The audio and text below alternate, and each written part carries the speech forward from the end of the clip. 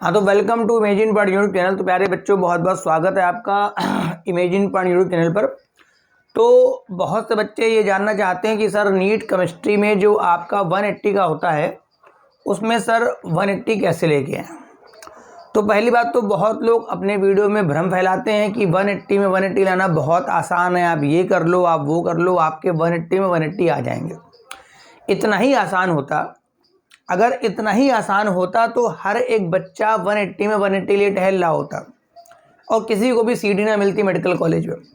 यानी पूरे 720 में 720 सारे बच्चे के इतने ही आ गए। मतलब अगर ये सारे वीडियो देख करके आपके इतने आसानी से 180 में 180 आ जाएंगे तो सारे के सारे स्टूडेंट फिर 720 में 720 लेके टहल रहे होंगे। तो सीट किसको मिलेगी? तो पहली बात तो अगर इसको लाना है तो आपको बहुत कड़ी मेहनत करनी पड़ेगी, जो कि मैं इस वीडियो में, हो सकता है आपको खराब लगे, अरे वो तो बता रहे थे भैया इतने आराम से। अरे नहीं, आराम से नहीं आएगा। 180 में 180 इतने आराम से आना होता तो सबके आ गए होते। तो बेटा जिन बातों को अगर मैं बताऊंगा, अगर उतनी कड़ी मेहनत कर सकते हो तो 180 ना सही तो कम से कम 178 के आसपास या उसके आसपास का फिगर तो मेंटेन आप कर ही लेंगे ना। तो बेटा कोशिश तो पूरी यही रहेगी कि 180। तो 2025 की बात कर रहा हूं तो पहले पॉइंट्स, कुछ पॉइंट्स को अगर आप याद रखेंगे तो कहीं ना कहीं इसके करीब आप पहुंच जाएंगे। इतना तो पहुंचना बड़ा मुश्किल काम होता है, मगर फिर भी अगर आप सारे पॉइंट्स को ठीक से सुन लेंगे तो इसके करीब आप पहुंच जाएंगे। जैसे पहला पॉइंट 2025 के लिए ध्यान रखने वाले हैं आप, पेपर लेवल आपका टफ आएगा। मतलब पहला पॉइंट तो आप ये समझ लीजिए कि एग्जाम जो होने वाला है वो कठिन एग्जाम आएगा।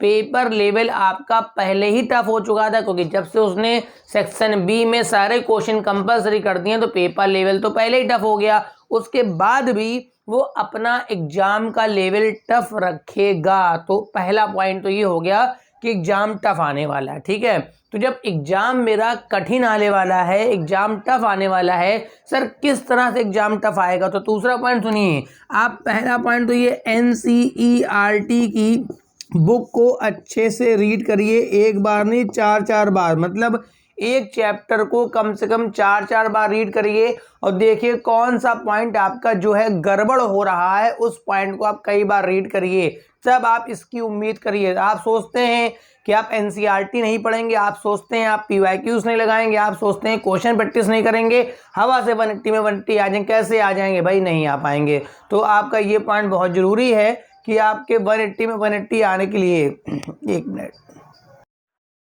था, आपको पूरी NCERT के एक चैप्टर को कम से कम 4 बार रीड करना। रीड करने का मतलब ये नहीं है कि आप अखबार की तरह उठाए और रीड करके चले गए। आपको हर एक लाइन का कॉन्सेप्ट पता हो, हर एक लाइन का बेसिक पता हो कि इस लाइन का अर्थ इसका क्या निकल रहा है। अगर आप रीड करके चले गए तो अर्थ के बजाय तो आप अनर्थ करके चले आए। तो सीधी सी बात है, NCERT को कम से कम एक एक चैप्टर को 4 बार रीड करना है, चाहे वो केमिस्ट्री की हो चाहे बेटा फिजिक्स की हो। फिलहाल मैं तो केमिस्ट्री की बता रहा हूं, मगर वो हर सब्जेक्ट में यही करना है। दूसरा पॉइंट, अब की बार आप क्या करेंगे, थोड़ा सा ट्विस्टेड क्वेश्चंस को ज्यादा लगाएंगे। ठीक है, जो बच्चे डायरेक्ट क्वेश्चन वाले, मतलब डायरेक्ट न्यूमेरिकल बेस्ड जो क्वेश्चन होते हैं, जो डायरेक्ट क्वेश्चन हो जाते हैं, उनकी संख्या कम देखने को मिलेगी। मतलब ट्विस्टेड क्वेश्चन, फॉर एग्जांपल आपने कहा कि sir ammonia weak field ligand होता है, आपने कहा sir ammonia weak field ligand होता है, मगर एक बड़ा इंपॉर्टेंट केस है, अगर कोबाल्ट के साथ अमोनिया लगा है और कोबाल्ट पे +3 चार्ज आता है, तो कोबाल्ट +3 के साथ बेटा, कोबाल्ट +3 के साथ हेलोजन को छोड़ करके सारे के सारे लिगेंड स्ट्रॉन्ग फील्ड बन जाते हैं। ये बहुत कम बच्चे पढ़ते हैं। तो ट्विस्टेड क्वेश्चन मतलब जिनमें ट्विस्ट हो, जिनको कम लोग देख के जाते हैं, जो जनरलाइज ना हो कि इधर रेडियस घट रही थी तो हाँ नहीं, जहां पर आपका एक्सेप्शनल गड़बड़ियां जहां आती हैं उनको हम बोलते हैं ट्विस्टेड क्वेश्चन। इन क्वेश्चंस को आप ज्यादा पढ़ के जाएंगे। तीसरा पॉइंट, ये 3 पॉइंट हो गया। पहला पॉइंट पेपर लेवल टफ आएगा, इसके लिए आपको NCERT रीड करनी है, हर एक चैप्टर को 4 बार। आपको ट्विस्टेड क्वेश्चन ज्यादा लगाने हैं। चौथा पॉइंट ये है कि मेरा जो पेपर में क्वेश्चन होंगे वो लेंथी होंगे, मतलब एक क्वेश्चन को सॉल्व करने में आपका टाइम बर्बाद होगा। वो इस बार ये भी चेक करेगा कि कौन सा बच्चा, मान लो आपको मैंने कहा 45 क्वेश्चन करने हैं, ठीक है, 45 में उसने क्या करा, 6 क्वेश्चन इतने बड़े रख दिए जिनको अगर आप सॉल्व करने बैठ जाओगे तो आपका समय कम पड़ जाएगा। तो वो ये इस बात को भी इस बार चेक करेगा कि आप इस क्वेश्चन के पीछे भागेंगे या अपने बाकी स्कोर को सिक्योर करेंगे। मतलब अब की बार जो फिजिकल केमिस्ट्री के न्यूमेरिकल्स अगर देगा तो बड़े न्यूमेरिकल देगा जिसमें कैलकुलेशन ज़्यादा होगा, ताकि उस बच्चा अगर क्वेश्चन बच्चे के पास जरा सा भी सेंस ऑफ ह्यूमर है ना, तो वो उस क्वेश्चन के पीछे भागेगा जो पहले आसानी से लग रहा है, उस क्वेश्चन को बाद में लगाने की कोशिश करेगा। जिसका कैलकुलेशन टफ है उस क्वेश्चन को वो बाद में टच करेगा। हो सकता है कि आपका पेपर जो है अपने टाइम पीरियड से ज़्यादा समय का हो, वो यही देखना चाह रहा है कि आप इस क्वेश्चन को करने के लिए जाएंगे या नहीं जाएंगे। अगर आप इस क्वेश्चन को करने के लिए चले गए जिसमें कैलकुलेशन ज़्यादा हो गया तो आप अपना 20 से 25 मिनट एक क्वेश्चन में वेस्ट करके आ गए, तो जहां पर आपके जो इजी क्वेश्चन थे जिनसे आपका सिलेक्शन हो सकता था, आप उन क्वेश्चंस को छोड़ आए। तो इस बात का विशेष ध्यान रखिएगा। अब की बार के जो न्यूमेरिकल्स वगैरह होंगे, अगर कोई रोड मैप प्रॉब्लम उसने दे दी तो रिएजेंट थोड़े टफ कर देगा, मतलब रिएजेंट अनदेखे से कर देगा। मतलब एनसीईआरटी की तो पढ़नी है, उसके अलावा भी उससे मिलता जुलता जो उसमें जो कॉम्प्लिकेटेड रिएजेंट्स हैं, जो लोग कम पढ़ के जाते हैं, उनको धरने की पॉसिबिलिटी है। अगला पॉइंट, अगर आप नीट की तैयारी में है ना तो जी मेंस के पीवाईक्यू जरूर लगाएंगे। मैं जी एडवांस के लिए नहीं बोल रहा हूँ, जी मेंस के पीवाईक्यू जरूर लगाएंगे।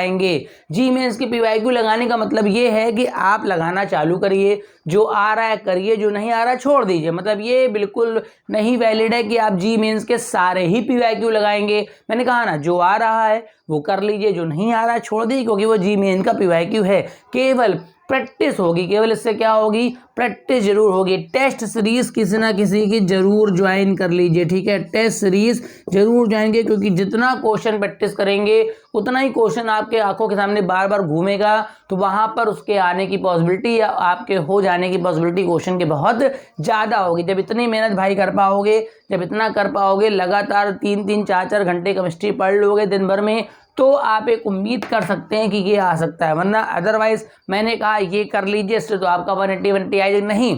180 में 180 आ सकता है, आते हैं, मगर जब कुछ पॉइंट्स स्पेसिफिक आप पकड़ लेंगे कि मेरे को ये करना है, पूरा सिलेबस तो रिवाइज करना ही है, 4-4 बार रिवाइज करना है आपको, जी मेंस के पीवाईक्यू लगाने हैं, लेंथी क्वेश्चन जो बच्चे छोड़ देते हैं आमतौर पर उन पे भी कंसिडर, ट्विस्टेड क्वेश्चन जरूर लगाने हैं, क्योंकि ट्विस्टेड क्वेश्चन अब की बार जरूर देगा। वो पिछली बार की तरह नहीं कि ऑल इंडिया 1 रैंक मतलब 70 बच्चों की आई जा रही है, बेचारा अब कहीं पर एम्स में लोगों का एडमिशन लटका पड़ा कि कैसे इस पे आ, तो फर्स्ट रैंक वाले ही भर गए सारे। ऐसी गलती नहीं करेगा, वो पेपर टफ बनाएगा। ऑल इंडिया रैंक 1 या 2 ही देखने को मिलेंगी, 720 में 720 वाले बच्चे केवल या 1 या 2 ही, वरना अदरवाइज उस चीज की वैल्यू कितनी कम हो गई। मान लो फर्स्ट रैंक लिए 100 बच्चा फर्स्ट रैंक लिए टहल रहा है, तो फर्स्ट रैंक की वैल्यू तो अपने आप ही डाउन हो गई ना, कि भाई मैं भी फर्स्ट, तू भी फर्स्ट, सारे फर्स्ट टहल रहे, तो वो उस चीज को वैल्यू को फिर उठाएगा, और उसके लिए पेपर का लेवल उसे क्या रखना पड़ेगा, टफ रखना पड़ेगा। तो इन सब बातों का अगर आप ध्यान रखेंगे